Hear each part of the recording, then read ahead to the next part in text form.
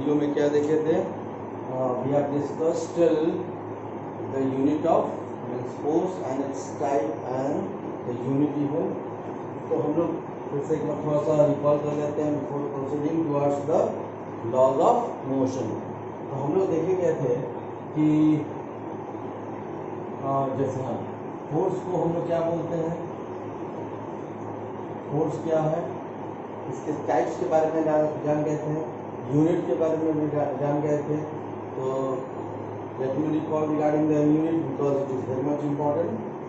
जैसे हम लोग कहे थे कि SI unit of SI unit force का क्या होता है, फोर्स का, तो इसको रिप्रेजेंट करते हैं पर because it is a vector quantity.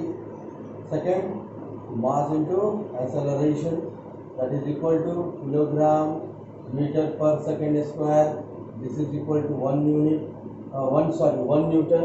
तो ऐसा यूनिट ऑफ फोर्स क्या हो जाएगा, that is equal to 1 newton. हम रिलेशन भी देखे थे क्या, 1 newton is equal to 10 to the power 5 dyne. कैसे निकाला गया था वो भी आपको याद होगा, 10 to the power 5 डाइन कैसे हुआ। तो अगर हम देख लिए तो 1 newton equal to 1 kg into 1 metre per second square equal to 1000 gram into multiply कर रहे हैं हम किसके साथ, 100 centimetre per second square, because dyne is the dyne किसका है, सीजीएस यूनिट में हम लोग डाइन रेफर करते हैं, सीजीएस यूनिट में हम क्या करते हैं, डाइन। तो this will be equal to, जो यहाँ पर कितना 3 to 5 तो 10 to the power 5 gram centimetre per second square, और इस ग्राम सेंटीमीटर पर सेकेंड स्क्वायर को ही हम लोग क्या रिप्रेजेंट करते हैं, डाइन। तो 1 newton equal to 10 to the power 5 dyne prove कर लिए। And how we are going to define the newton and dyne, ये भी साथ कर लिए थे। तो 1 न्यूटन को कैसे डिफाइन करेंगे, 1 newton is the force, it is the force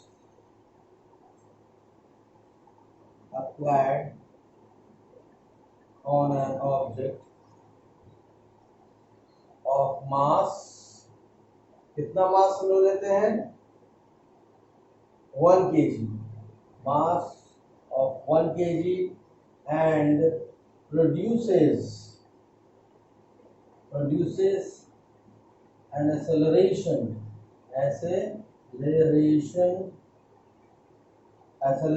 of 1 meter per second square in its direction।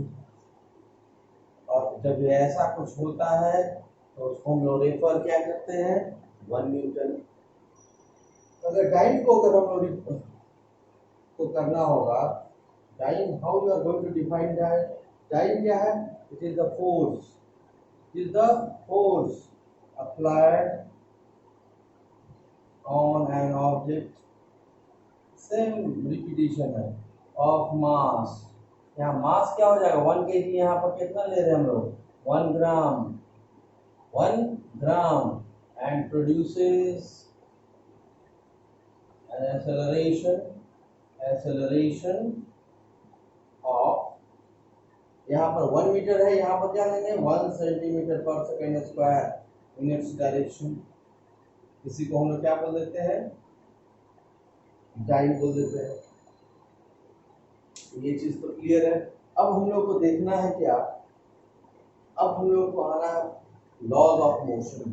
तो जब हम लोग लॉज ऑफ मोशन की बात करते हैं तो let's come to the first law, जिसको हम लोग बोलते हैं Newton law of motion. Newton law of motion. अब ये न्यूटन लॉ ऑफ मोशन क्या बोला जाता है, what is this Newton's laws of motion, इस मोशन में क्या बोले हैं। तो हम लोग जानते हैं क्या कि कोई भी ऑब्जेक्ट, चाहे वो रेस्ट पर है, अगर एक ऑब्जेक्ट को हम यहाँ पर ऐसे रखते हैं, इस ऑब्जेक्ट को यहाँ रखा हुआ है, अगर ये इसी जगह पर रहेगा जब तक कोई भी एक्सटर्नल फोर्स इस पर काम नहीं कर रहा है, ठीक है। अब external force could be anything, फूंक दे तो फूंकने से भी क्या होगा, जैसे अगर हम फूंक रहे हैं, it is moving, means an external force is applied अगर ऐसे रखा हुआ है, हम लोग पुश कर रहे हैं, एक्सटर्नल फोर्स इज अप्लाइड, इसके कारण ये ऑब्जेक्ट जो रेस्ट पे है वो किसमें हो गया, मूव करने लगा। तो न्यूटन्स लॉ ऑफ मोशन क्या बोल रहा है कि कोई भी ऑब्जेक्ट अपने स्टेट ऑफ रेस्ट या तो मोशन में रहेगा, कब तक, जब तक कोई बाहरी जो फोर्स है उस पर अप्लाई ना हो।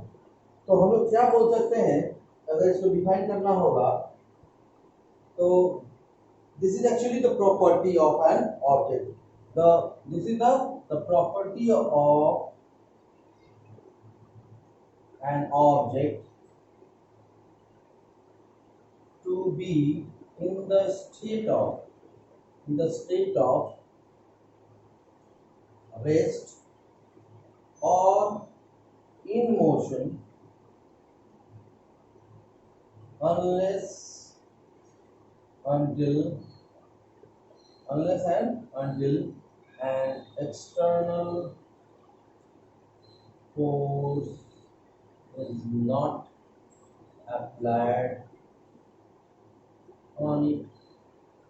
जब तक उस पर कोई बाहर का जो फोर्स है उस पर नहीं अप्लाई हो रहा है, तब तक क्या कहेंगे, वो ऑब्जेक्ट किस में रहेगा, या तो रेस्ट पर रहेगा या तो मोशन में ही रहेगा। अगर मान लो कि इसका मतलब क्या है कि if I will roll a ball को लिया और रोल कर दिए और कोई फोर्स नहीं है दुनिया में, कोई फोर्स उस पर काम नहीं कर रहा है, और हम लोग जानते हैं फोर्स क्या है, एक ऐसा फिजिकल क्वांटिटी है जो उसका क्या इफेक्ट कर रहा है, that can change the direction, that can change the object from rest to motion or motion to rest। ठीक है, that force का क्या काम है, that can speed up the that can speed up the object also, उसके speed को भी क्या कर सकता है, बढ़ा सकता है। ये कौन है, these are the effects of the force। Force का ये इफेक्ट है, और यही फोर्स का जो फिजिकल क्वांटिटी के रूप में जो हम लोग यूज कर रहे हैं, तो ये किसी भी ऑब्जेक्ट को रेस्ट से मोशन या मोशन से रेस्ट में बदल सकता है। लेकिन न्यूटन ने बोला क्या कि जब तक रेस्ट और मोशन में जब कोई ऑब्जेक्ट है तो वो रेस्ट में ही रहेगा या तो मोशन में ही रहेगा। कब तक रहेगा, जब तक कोई बल उस पर न लगाया जाए। ठीक है, जैसे अगर हम बोले कि suppose you are sleeping for the whole day. अभी जैसे लॉकडाउन है, सब लोग बहुत देर तक सोते हैं, बच्चे लोग, कब तक आप लोग उठते हैं, जब तक कोई external force means your parents do not call you for that और do not give you the hard work for that, तो अपने बेड को आप लोग छोड़िएगा नहीं। घूमने जब लगेगा तो उस समय क्या होगा, घूम रहे हैं, you are wandering with your friends, कब तक, जब तक एक कॉल नहीं आ रहा है, वेयर आर यू, नहीं तो आप घूमने छोड़िएगा नहीं, अपने दोस्तों के बीच में ही रहिएगा। इसका मतलब there are certain external force. वो फोर्स कौन लगाया जा रहा है, किसके द्वारा, फ्रॉम बाय योर पेरेंट्स। तो किसके द्वारा लगाया जा रहा है, बाय योर पेरेंट्स। और इसी चीज को डिफाइन किया है न्यूटन ने अपने फर्स्ट लॉ ऑफ मोशन में, जिसको Newton first law of motion को हम लोग क्या बोलते हैं, लॉ ऑफ इनर्शिया भी बोलते हैं। Law of inertia, law of inertia का मतलब क्या है, कोई भी object in the state of rest रहेगा या तो मोशन में रहेगा till the time an external force is not applied on it.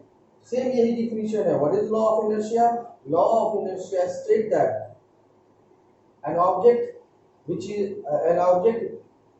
remains in the state of rest। फिर से लिखते हैं, law of inertia states that an object remains in the state of rest or in motion unless acted upon by an external force।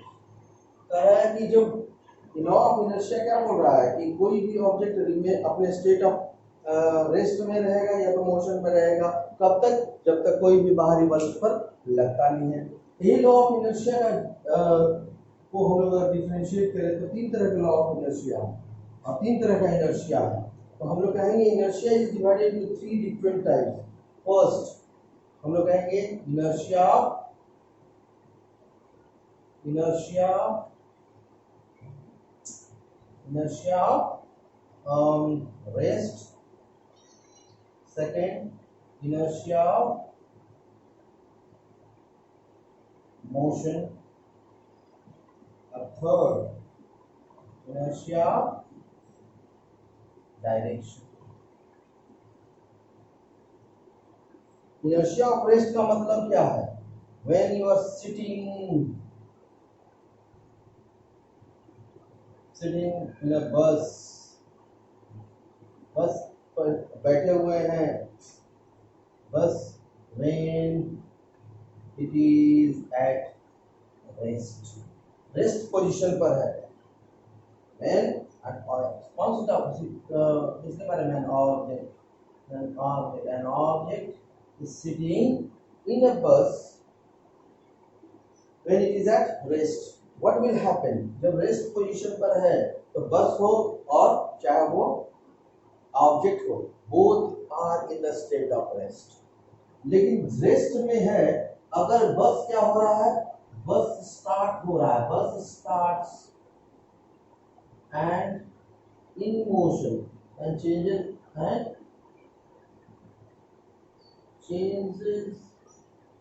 into motion. अपने आप को change किया, motion में बदल लिए. अगर मोशन में बस चेंज हुआ और बदल गया, मतलब when you are sitting in a bus waiting for the bus to start.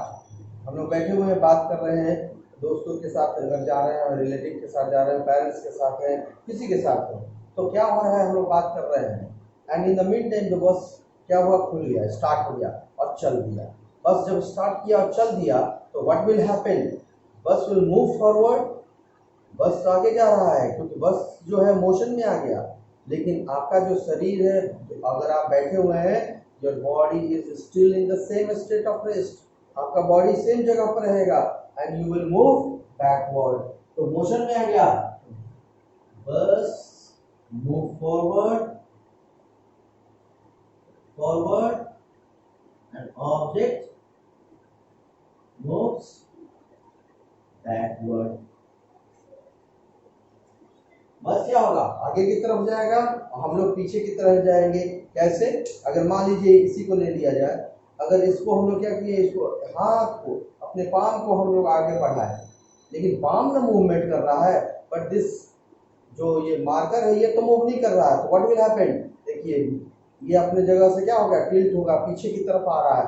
And this is the inertia of rest, क्योंकि ये अपने रेस्ट पोजीशन में रहने का कोशिश कर रहा है. जब तक इसको हम लोग क्या करें, कोई इस पर भी फोर्स ना लगे. तो बस पर फोर्स क्या लगा, केमिकल एनर्जी का, मीन्स पेट्रोल का. उसके बाद वो क्या किया, आगे चला. इनर्शिया ऑफ मोशन, अब वही बस को ले लिया जाए, बस उसमें क्या होगा, बस इज इन मोशन, बस चल रहा है, साथ में हम लोग बैठे हुए हैं, वो भी पढ़ रहे हैं. अब दोनों देखिए, दोनों एक साथ चल रहा है. देखिए पाम एंड दिस मार्कर दोनों आगे चल रहा है. ये रुक गया, लेकिन ये क्या हो गया, आगे की तरफ, because it is again in motion. तो this will move forward and fall down in the forward direction. उसी तरह से जैसे बस पर हम लोग बैठे हुए रहते हैं, खड़े रहते हैं, अचानक ड्राइवर ने क्या किया, ब्रेक मारा. ब्रेक मारने पर क्या होता है, और ब्रेक क्यों मारता है, कोई बेवकूफ सामने आ जाता है अचानक, मे बी लाइक जानवर आ जाते हैं सामने.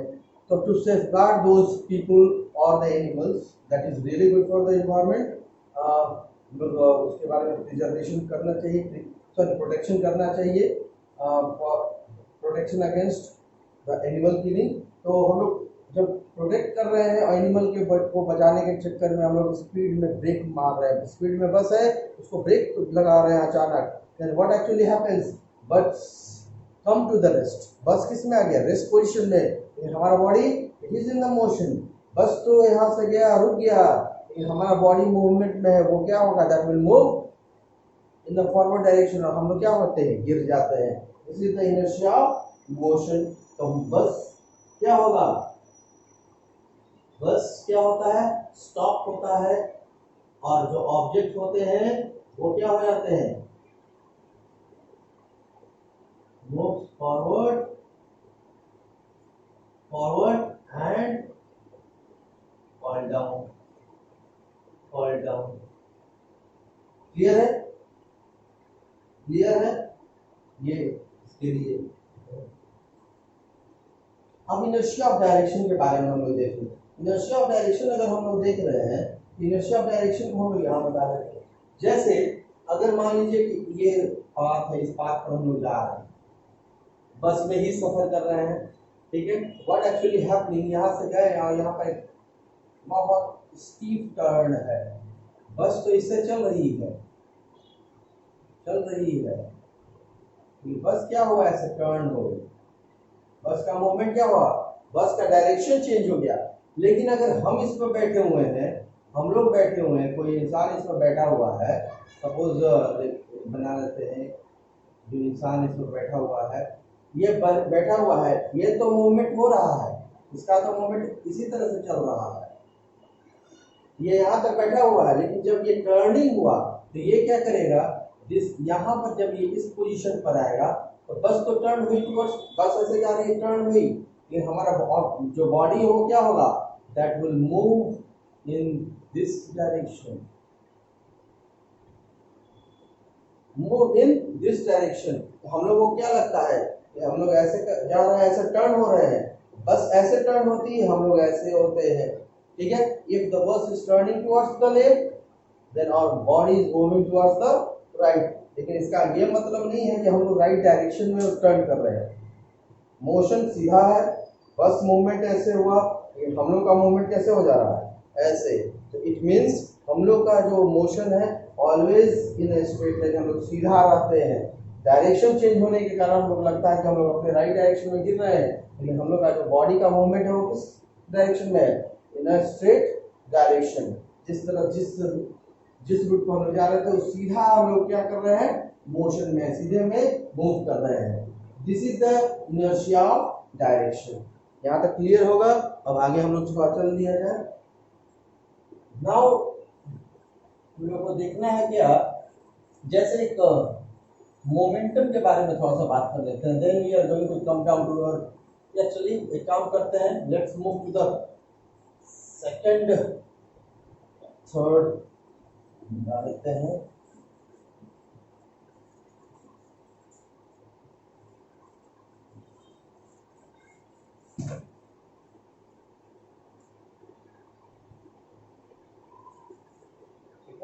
अगर हम लोग बात करें कि हम लोग बात कर रहे हैं रिगार्डिंग द मोमेंटम, हम लोग देख रहे हैं, let's talk about the momentum first. Momentum ये क्या चीज है? तो सपोज दो चीज आपको दिया जाए, एक फुटबॉल दे दे और एक पॉस्को बॉल दे दे, और दोनों बॉल है भाई, लेकिन दोनों का क्या है, पॉस्को ball it is light weight, football उसका वेट तो थोड़ा ज़्यादा है, और दोनों का वेलोसिटी सेम होगा, किक करे या तो थ्रो करे, दोनों का स्पीड सेम होगा। चोट किसका ज़्यादा लगेगा? ऑब्वियसली जिसका मास ज़्यादा होगा उसका लगेगा। लेकिन अगर वही हम लोग कहें कि फुटबॉल है और पॉस्को बॉल है, और उस समय क्या किया जाए, मास के साथ उसका वेलोसिटी बहुत ही मिनिमम कर दिया जाए, उस समय चोट लगेगी, लेकिन अगर वही पॉस्को बॉल का स्पीड 4 टाइम्स बढ़ा दिया जाए तो उस समय उसका इफेक्ट क्या होगा, बढ़ जाएगा। और इसी को हम लोग बोलते हैं momentum. Means there is a relation between the physical quantity mass and velocity. उस physical quantity mass and velocity के साथ एक रिलेशन होता है, और उस रिलेशन किससे मिलता है, वो किससे जुड़ा हुआ है, मोमेंटम से। वो रिलेशन किससे जुड़ा हुआ है, मोमेंटम से। मोमेंटम क्या है, it is the product of mass and velocity. ये क्या है, it is the product of mass and velocity. Momentum को हम लोग रिप्रेजेंट करते हैं किसमें, रिप्रेजेंट करते हैं पी से, और इसका एसआई यूनिट अगर हम निकालना चाहें तो एसआई यूनिट देखिए कैसे निकलेगा। तो हम लोग जानते हैं momentum is equal to mass into velocity. Mass का क्या होता है केजी, वेलोसिटी का क्या होता है मीटर पर सेकेंड। तो इसका क्या हो जाएगा, किलोग्राम मीटर पर सेकेंड। अगर हमको इसको और लिख सकते हैं कैसे, किलोग्राम मीटर पर सेकेंड। ठीक है, this is the SI unit of momentum. CGS unit में इसको कैसे लिखा जा सकता है? इन तो मोमेंटम, अब ये 1000 ग्राम हो गया, मीटर है तो सेंटीमीटर पर सेकंड ले लिए, ठीक है। तो ये मोमेंटम हो गया, 3 और 2 5 तो 10 टू द पावर 5, और सेंटीमीटर यहाँ लिख लेते हैं, ग्राम सेंटीमीटर पर सेकंड हो गया। ये क्या है? मोमेंटम का सीजीएस यूनिट है, किसका? मोमेंटम का। लेकिन यहाँ पर ये टाइम के बराबर नहीं है, क्योंकि आपको पहले याद होगा कि टाइम क्या है कि अगर उसका एक्सेलरेशन होता है, यहाँ वेलोसिटी दिया हुआ है सेंटीमीटर पर सेकंड स्क्वायर, अगर सेंटीमीटर पर सेकंड स्क्वायर होता तब ये टाइम होता, लेकिन यहाँ पर क्या है? ग्राम सेंटीमीटर पर सेकंड, इसलिए इसका सीजीएस सिस्टम में मोमेंटम का क्या होगा? 10 to the power 5 gram centimetre per second. Clear है? या तो इसको हम लोग लिख सकते हैं 10 to the power 5 gram centimetre second inverse, ठीक है। याद रखिएगा, ग्राम सेंटीमीटर पर सेकंड है। अगर टाइम अगर हम लोग लिखते हैं तो टाइम क्या होता है? टाइम कितना होता है? तो 10 to the power 5 gram centimetre per second square, ये हम लोग लिखते हैं, और इसी को हम लोग बोलते हैं 1 न्यूटन, ठीक है। तो देयर इज अ डिफरेंस, यहाँ कि ये और इसमें डिफरेंस है, या इसमें डिफरेंस है, यहाँ सेकंड स्क्वायर है, यहाँ तो यहाँ वेलोसिटी है, यहाँ पर एक्सेलरेशन है। तो need to keep this in mind. Clear है? यहाँ पर, यहाँ तक क्लियर है? यहाँ तक सबको क्लियर है? तो let's come to the second law of motion. अब Newton second law of motion के बारे में हम लोग जान लेते हैं। न्यूटन सेकेंड, ऐसे नहीं लिखते हैं, ऐसे ही लिखते हैं, Newton second law of motion. Newton second law of motion क्या कहता है? जो हम लोग यूनिट, जिससे हम लोग उसका यूनिट को डिराइव किए हैं कि force equal to mass into acceleration, it is actually derive from this second law of motion only. Second law of motion से ही हम लोग उसके यूनिट को डिराइव करते हैं। तो अगर हम लोग बोले कि what is the statement of the second law of motion, तो ये और मोमेंटम का बहुत रिलेशन है। तो क्या हम लोग बोलेंगे? ठीक है, क्या बोल सकते हैं? तो it is the rate of change of momentum. It is the rate of change of momentum. पहले बोल रहा है कि rate of change of momentum, rate of change of momentum is directly proportional to, is directly proportional to the applied force। जो momentum में बदलाव हो रहा है वो किसके प्रोपोर्शनल है? डायरेक्टली प्रोपोर्शनल है फोर्स के। और किस तरफ है? And in the direction of the force. अब इसका मतलब क्या होता है? अब हम लोग को ये समझना है, यही मतलब हम लोग को समझना है। तो लेट्स इरेज दिस पोस्ट। ये याद रखिएगा, मोमेंटम इक्वल टू, मोमेंटम क्या है? Mass into velocity. This is your first, it is so important to take out the value of the second law of motion. उससे हम लोग force equal to mass into acceleration कैसे derive किया जाएगा, अब इसके बारे में थोड़ा सा हम लोग देख लेते हैं। तो अगर हम लोग बोले कि पहला बात बोला है कि लेट्स डू रिसर्च में, मान लीजिए एक ऑब्जेक्ट है, ऑब्जेक्ट जिसका मास m है, ठीक है। इस पर एक फोर्स लगाया गया, देखिए बिना फोर्स का there would be no motion. अब इस पर जब फोर्स लगाया गया तो इसका इनिशियल वेलोसिटी उस समय देखा गया, तो that was u. Initial velocity that could be zero और that could be any number. हम लोग इनिशियल वेलोसिटी ले लिए क्या, यू है। कुछ देर के बाद मीन्स 30 सेकेंड के बाद हम लोग देखें क्या, ये ऑब्जेक्ट यहाँ पर है, और उस समय जब वेलोसिटी देखा गया तो इसका वेलोसिटी क्या देखा गया, तो v था। तो बोला गया क्या कि ये जो इसमें जो मोमेंटम में बदलाव हुआ होगा, तो यहाँ पर अगर हम लोग देख लिए तो ये ले लेते हैं p, ये ले लेते हैं p i momentum. P i means p initial, ठीक है, या तो इसको लिख देते हैं पी इनिशियल इक्वल टू, तो p means momentum, momentum equal to mass into velocity. Mass कितना दिया हुआ है m, वेलोसिटी क्योंकि इनिशियल वेलोसिटी है तो m u, तो p i is equal to m into u।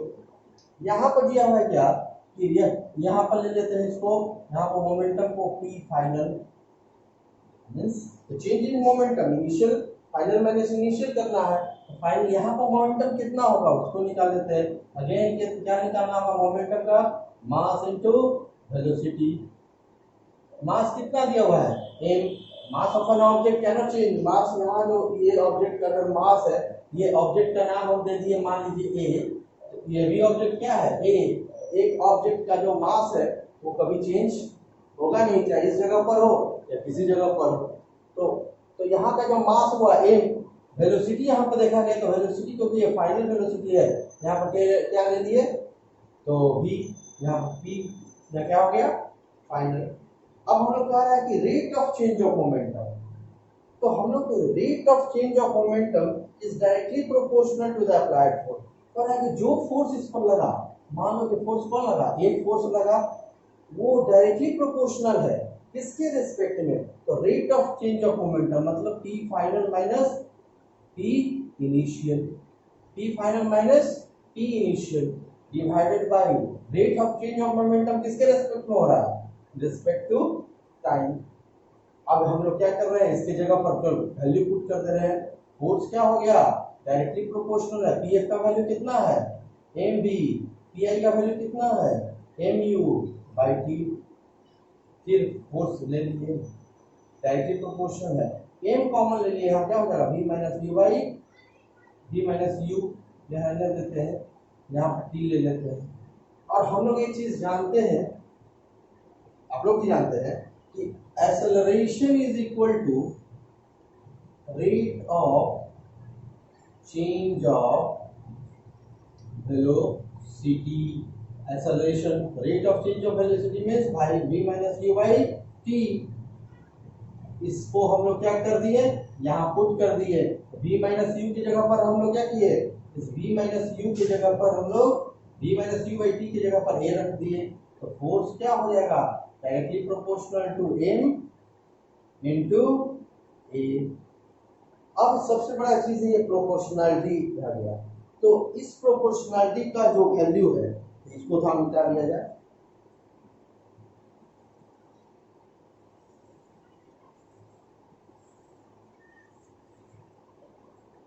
इस प्रोपोर्शनलिटी को देखा गया तो उन्होंने क्या कहा, ये इसको हम लोग कहते हैं ये क्या है, दिस इज द, इसको यूज कर रहा था, इसको बोला जाता है प्रोपोर्शनलिटी,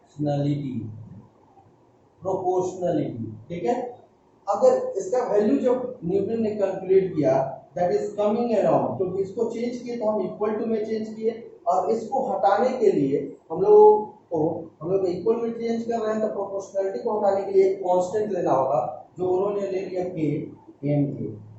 जब उसका वैल्यू उन्होंने निकाला के का, तो इसको हम लोग क्या बोलते हैं कांस्टेंट ऑफ प्रोपोर्शनलिटी। और इसका जो के का जो कांस्टेंट ऑफ प्रोपोर्शनलिटी का वैल्यू निकाला वो कितना है, दैट्स कमिंग अराउंड 1 यूनिट, वो 1 यूनिट के बराबर आ गया। तो फोर्स क्या हो गया, फोर्स जो है कितना हो गया 1 MA।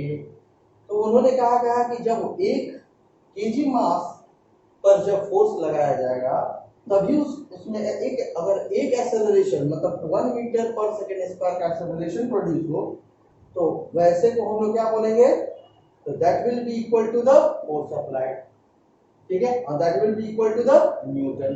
तो इसका वैल्यू हम लोग निकालेंगे। जब कहा गया क्या कि जब 1 केजी मास का कोई ऑब्जेक्ट पर कोई फोर्स हम लोग लगा रहे हैं, तो उसमें क्या आएगा, it produces an acceleration of that object to 1 metre per second square. उसमें कितना एक्सेलरेशन प्रोड्यूस हुआ, 1 मीटर पर सेकंड स्क्वायर का एक्सेलरेशन प्रोड्यूस हुआ, और इसी को हम लोग क्या बोल देते हैं, that will be equal to 1 newton. Force का इसीलिए यूनिट भी हो गया क्या, 1 न्यूटन। क्लियर है, क्लियर है। तो हम लोग को क्या रिलेशन मिला, हम लोग को रिलेशन मिला क्या, force is equal to mass into acceleration, and we know that acceleration is a vector quantity, mass is a scalar quantity, the force is a vector quantity. क्यों वेक्टर है, because it got the magnitude and is affected by the change in the direction. ठीक है, magnitude तो है, ये साथ साथ direction में चेंज होगा, तो फोर्स में भी क्या होगा, चेंज होगा। यहाँ तक तो हमको लग रहा है क्लियर है। तो let's come to the third, Newton's third law of motion. उसके बारे में भी हम लोग थोड़ा देख लिया जाए। तो हम लोग इसको थोड़ा सा रब कर देते हैं, इस बार थोड़ा सा अधिक नहीं करना है कि नीचे ही कर लेते हैं, चलो नीचे ही कर लेते हैं, कोई बहुत बड़ी चीज नहीं है। Newton's third law of motion, Newton's third law of motion. Newton third law of motion बहुत ही सिंपल उन्होंने दिया, कहा है कि जो भी फोर्स हम लगा रहे हैं, मान लीजिए फोर्स हम लगाए इस हाथ से इस हाथ पर, तो जो फोर्स इस हाथ ने इस पर लगाया, उतना ही फोर्स ये हाथ भी इस पर लगा रहा है। बस यही है Newton third law of motion. क्या बोले, to every action there is equal and opposite reaction. ठीक है, इक्वल एंड अपोजिट, इक्वल होगा लेकिन रिएक्शन क्या होगा, अपोजिट होगा। तो इसका एग्जांपल हम लोग कैसे इसका दिया जाए, तो हम लोग चलो थोड़ा सा इधर देख लिया जाए। इस पार्ट में कहा है कि एक ऑब्जेक्ट हम लोग ले लेते हैं। सपोज एक ऑब्जेक्ट लिए हम लोग, ऑब्जेक्ट ए ले लिए, ठीक है। अब एक और ऑब्जेक्ट है जिसने यहाँ इस पर फोर्स लगा दिए है। एक ऑब्जेक्ट मान लीजिए ये ले लिए बी, इस पर जब फोर्स लगाया, इस पर क्या है, फोर्स लगाया इधर से, ये भी इस पर फोर्स लगाया, कितना, F1। कह रहा है कि जब ये इसको जाकर मारा, तो सेम उतना ही फोर्स ये भी इसको मारेगा। कैसे, if I am hitting the board को अगर हिट किए, तो जितने फोर्स हम इस पर लगा रहे हैं, उतना ही फोर्स इसको ये भी हम पर लगा रहा है। तो यहाँ पर क्या कहा है कि बट अपोजिट रिएक्शन बोल रहा है, मतलब the magnitude of the both the force will be equal. दोनों का फोर्स का मैग्नीट्यूड क्या होगा, F will be equal to F1, लेकिन their the sign will be opposite.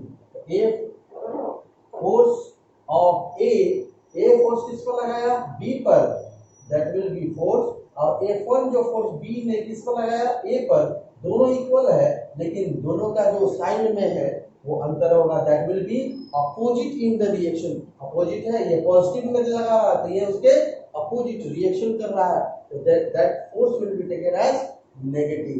इसी को हम लोग बोलते हैं न्यूटन्स थर्ड लॉ। यही थर्ड लॉ ऑफ मोशन है, यही थर्ड लॉ है किसका, न्यूटन का, कि कोई भी फोर्स अगर हम लोग लगा रहे हैं तो क्या हो रहा है, the same amount of force is being reverse back to us in opposite direction. Magnitude same रहेगा, लेकिन जो डायरेक्शन जो भी अपोजिट है, तो there will be a negative sign. ठीक है, तो नेगेटिव मैग्नीट्यूड सेम है, सब कुछ सेम है, लेकिन अपोजिट डायरेक्शन में रहेगा, तो we have to take one force as a negative. तो